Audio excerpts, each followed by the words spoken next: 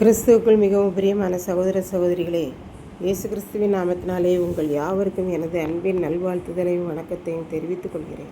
இன்றைய பகலின் குளிர்ச்சியான நாளின் தியான வசனம் யோவான் எழுதின சுவிசேஷம் 12ஆம் அதிகாரம் 10ஆம் 11ஆம் வசனங்கள்.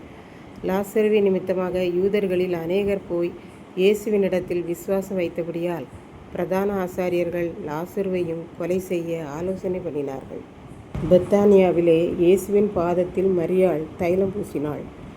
அங்கே இயேசுவுக்கு ராவிருந்து நடந்தது. அப்போது திரளான யூதர்கள் இயேசு பெத்தானியாவில் இருக்கிறார் என்றவுடனே இயேசுவையும் அவரால் மரித்தோரிலிருந்து எழுப்பின லாசருவையும் பார்க்க வந்தார்கள். லாசருவை பார்த்த அநேகர் இயேசுவின் மேல் விசுவாசம் வைத்தார்கள். லாசருவின் நிமித்தம் அநேக யூதர்கள் இயேசுவின் மேல் விசுவாசம் வைத்ததால் பிரதான ஆசாரியர்கள் லாசருவையும் கொலை செய்ய தீர்மானம் பண்ணினார்கள். மறுநாளிலே இயேசு எருசலேமுக்கு வருகிறார் என்று பண்டிகைக்கு வந்த ஜனங்கள் கேள்விப்பட்டு திரளாய் கூடி வந்தார்கள். வந்திருந்த எல்லாரும் கைகளில் குருத்தோலைகளை பிடித்து, ஓசன்னா, கர்த்தருடைய நாமத்தினாலே வருகிற இஸ்ரவேலின் ராஜா துதிக்கப்படத்தக்கவர் என்று சொல்லி ஆர்ப்பரித்தார்கள். இயேசு ஒரு கழுதையை கண்டு அதன் மேல் ஏறிப்போனார். இவைகளை சீசர்கள் துவக்கத்திலே அறியவில்லை. இயேசு ஜனங்களால் மகிமைப்படுத்தப்பட்ட பின்பு சீசர்கள், இதோ உன் ராஜா கழுதையின் மேல் ஏறி வருகிறார் என்று எழுதியிருக்கிற பழைய ஏற்பாட்டு வசனங்களை நினைவு கூர்ந்தார்கள். இயேசுவோடே நடந்து ஓசன்னா பாடிக்கொண்டு வந்த ஜனங்கள் எல்லாரும் ஒரு இடத்திலே கூடி இயேசு லாசருவை மரித்த பின்பு 4 நாட்கள் கழித்து உயிரோடு எழுப்பின அற்புதத்தை சாட்சியாக கூறி இயேசுவை குறித்து மகிமைப்படுத்தினார்கள். குருத்தோலை ஞாயிறு அன்று இயேசு ஜனங்களால் மகிமைப்பட்டார். யூதர்களில் அநேகர் எருசலேமிலிருந்து பெத்தானியாவுக்கு போய் இயேசுவை பார்த்தார்கள். அவரிடத்தில் நிறைய நன்மைகளை பெற்றார்கள்.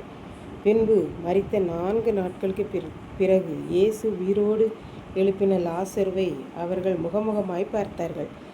அவன் இயேசுவோடு அமர்ந்து சாப்பிட்டான். அதை பார்த்ததும் ஜனங்கள் எல்லாருக்கும் இயேசுவை மேல் விசுவாசம் வந்தது. இயேசுவால் செய்ய முடியாத அதிசயமான காரியம் ஒன்றுமே இல்லை என்பதை அறிந்து கொண்டார்கள். இந்த இயேசு எனக்கு வேண்டும் என்று சொல்லி இயேசு போகிற இடங்களுக்கெல்லாம் அவர் பின் சென்றார்கள் என்று பார்க்கின்றோம். இப்படித்தான் ஒரு குடும்பத்தில் ஒரு சிறிய குழந்தை இருந்தது. பெற்றோர் மிகவும் பொத்தி பொத்தி வளர்த்தனர். குழந்தை உட்கார பிடித்தது. பின்பு நடந்து ஓடியது. அக்கம்பக்கத்தில் உள்ள சிறுவர்களோடு இந்த குழந்தையும் நன்றாக பழகுவதால் அவர்கள் இந்த குழந்தையை தூக்கி சென்று விளையாடுவர். ஆகவே இந்த குழந்தை எப்போதும் நல்ல சந்தோஷமாகவே இருப்பாள். ஒரு நாள் குழந்தை நடந்து வரும்போது விளையாட்டிற்காக அந்த தெருவில் உள்ள ஒருவர் பிள்ளையை பிடி பிடி என்றார். உடனே அது அலறிக்கொண்டு வீட்டை நோக்கி ஓடியது. உடனே அவள் அம்மாவும் வந்துவிட்டார்கள்.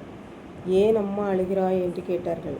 குழந்தையின் பயத்தை புரிந்து கொண்டு தூக்கி தன்னுடைய மடியில் வைத்தார்கள். அப்பொழுது அந்த குழந்தை துரத்திய மனிதரை பார்த்து கூறியது, இனி நீங்கள் எப்படி என்னை பிடிப்பீங்க? நான் தான் எங்கள் அம்மா மடியில் இருக்கிறேனே என்றது. இதிலிருந்து என்ன கற்றுக்கொள்கிறோம் என்றால், நான் என் அம்மா மடியில் இருப்பதால் இனி எனக்கு எந்த ஆபத்தும் வராது, யாரும் என்னை தூக்கி சென்று விட முடியாது என்கிற திடமான விசுவாசம் அந்த குழந்தைக்கு வருகிறது. ஆகவேதான் பயமே இல்லாமல் அந்த வார்த்தையை கூறியது என்று பார்க்கின்றோம். பாருங்கள், இன்றைக்கு நாமும் எந்த நிலைமையில் இருந்தாலும் ஆண்டவரை பிடித்து கொள்ளும்போது நமக்கு இனம் புரியாத விசுவாசம் வருகிறது. எனக்கு எப்போதும் என் அருகில் என் ஆண்டவர் இருக்கிறார், அவர் எனக்காக எல்லாவற்றையும் செய்து முடிப்பார் என்கிற விசுவாசமும் தைரியமும் பலனும் கிடைக்கிறது என்று பார்க்கின்றோம். இதை கேட்டுக்கொண்டிருக்கும் எனக்கன்பானவர்களே, இன்றைக்கு நாம் எப்படி இருக்கிறோம், நம்முடைய விசுவாசம் எப்படி இருக்கிறது என்பதை சிந்தித்து பார்ப்போம். நம் வாழ்க்கையில் இந்த இயேசு பிறந்தது முதல் இன்று வரை எவ்வளவோ அற்புதம் செய்திருக்கிறார். அதையெல்லாம் நாம் உணர்ந்து பார்த்து அவரிடம் நன்றியுள்ளவர்களாக விசுவாசமுள்ளவர்களாக இருக்கிறோமா என்பதை சிந்தித்து பார்ப்போம். நம்முடைய நம்பிக்கை விசுவாசத்தை ஆண்டவர் பேரில் வைப்போமானால் நாம் எதற்கும் பயப்பட வேண்டிய அவசியமில்லை. நம்மை ஆண்டவர் ஒவ்வொரு நாளும் நடத்துவார். அப்படிப்பட்ட தெய்வம் நமக்கு இருக்கிறபடியால் நாம் அசைக்கப்படாமல் இருப்போம்.